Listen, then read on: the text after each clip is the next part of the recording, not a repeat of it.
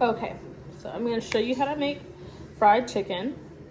The first thing that you're going to do is have a pack of chicken. I really only like white meat, so I just have a pack of whole wings, but if you want to make other kinds or other pieces of chicken, that's fine. Get whatever you need. You're going to go ahead and clean this however you normally clean it, and then you're going to make a mixture.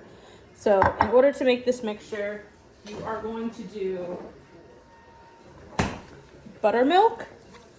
So not regular milk, buttermilk.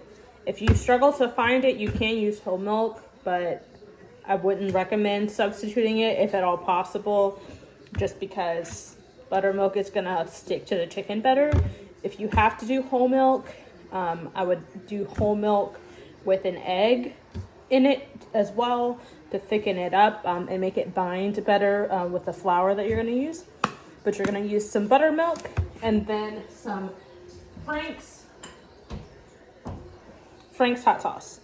So buttermilk and Frank's hot sauce. I don't measure this out. I just put it in a bowl together until you get a mixture that is about this color. So like a light orange. Okay.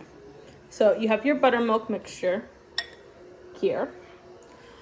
And then you are either going to get regular flour and season it. If you're going to season your flour, I would use some chili powder, just a little bit of chili powder. I like a little bit of spice to it, so I would put a little bit of cayenne and then mainly salt and pepper. Those are your main two seasonings.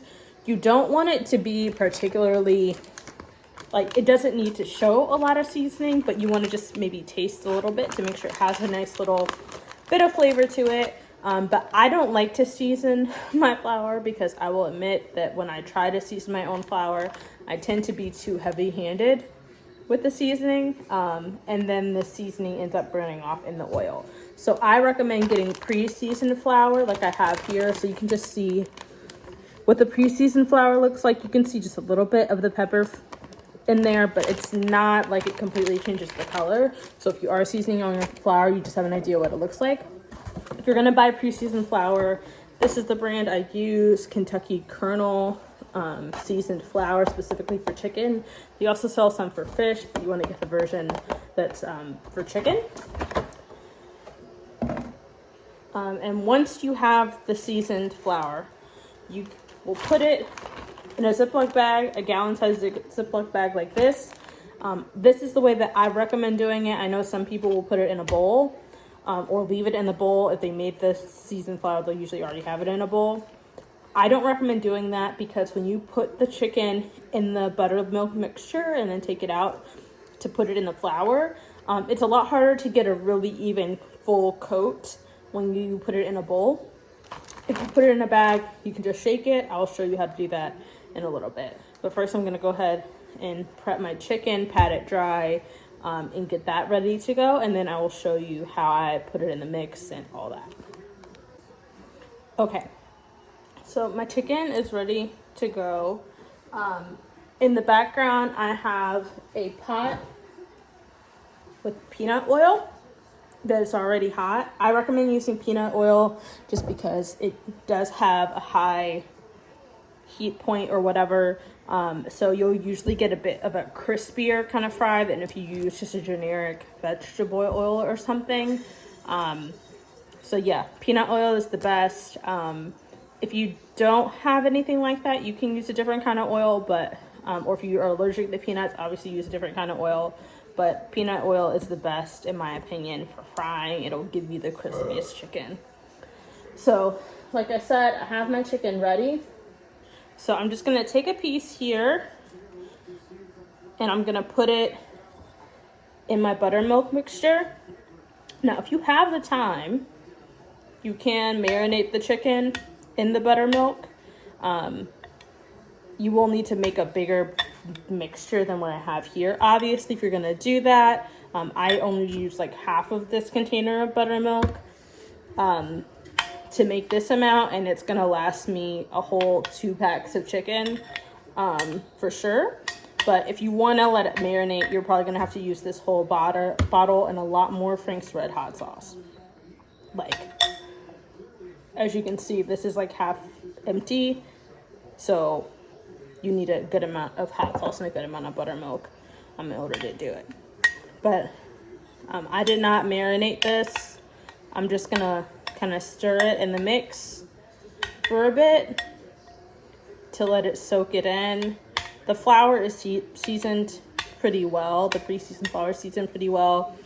And the amount of hot sauce I put in this, even if it's only in here for a little bit, it's going to absorb it. Okay.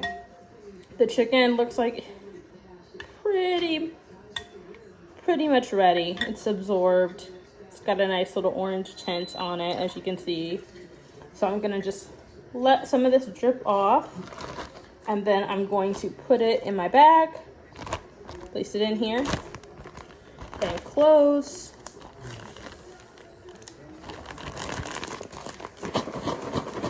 Shake it.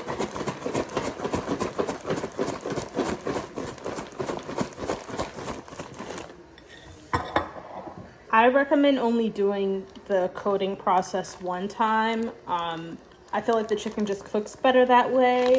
The chicken inside and the skin cooks more evenly, or like it's done about at the same time. But if you do like really thick layers of crispiness or batter, you can double coat it. I just think it becomes way too thick at that point. It doesn't taste so good in my opinion, but to each their own. So you got it. It is coated. We're gonna go ahead and put this in the pot. So I've been cooking a bit of chicken at this point, so it's not perfectly clear anymore. But we got our piece of chicken that is seasoned. I'm just gonna go ahead and drop it in here. I've got the peanut oil cooking at medium high. I'm gonna cover it and let it cook. I don't like using a lot of oil just because it's a pain to try and dispose of. You have to put it in a container because obviously you can't put it down the drain.